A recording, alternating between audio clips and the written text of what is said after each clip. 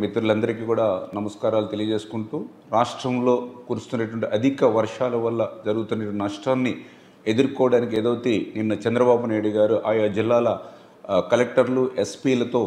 ఎంత పెద్ద విపత్తు వచ్చినా సమర్థవంతంగా ఎదుర్కోవాలని ఏదైతే స్పష్టమైన ఆదేశాలు గౌరవ ముఖ్యమంత్రి చంద్రబాబు నాయుడు గారు ఇచ్చారో వాటిని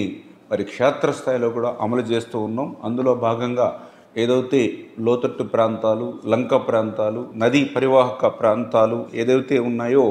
మరి ఆ ప్రాంతాల్లో ఉన్నటువంటి ప్రజలందరినీ కూడా అప్రమత్తం చేయడం జరిగిందని చెప్పి తెలియజేసుకుంటూ, అదేవిధంగా ఏటుగట్టు పటిష్టతకు కూడా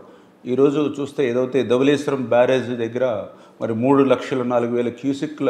నీరుని వేళ అవుట్ఫ్లో వస్తూ ఉన్నటువంటి పరిస్థితి. అదేవిధంగా ఈరోజు భద్రాచలంలో 5,45,600 అక్కడ అవుట్ఫ్లో ఉన్నటువంటి పరిస్థితి. ఫోర్కాస్ట్ ద్వారా ఇది ఇంకా పెరిగేటువంటి పరిస్థితి ఉన్నందున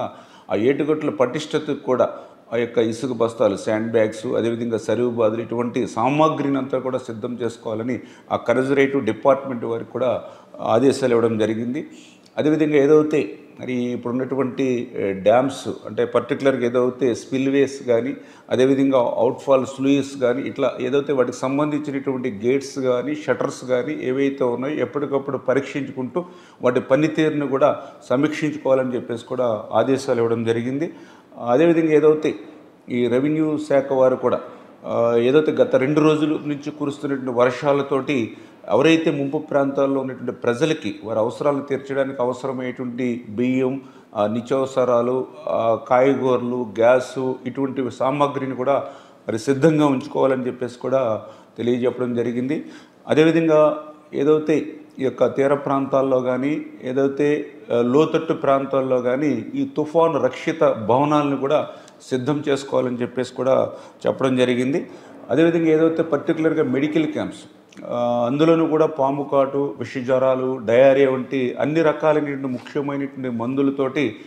అప్రమత్తంగా ఆ మెడికల్ క్యాంప్స్ని కూడా నిర్వహించాలని 24 అవర్స్ కూడా అందుబాటులో ఉండేటువంటి విధంగా ఉండాలని కూడా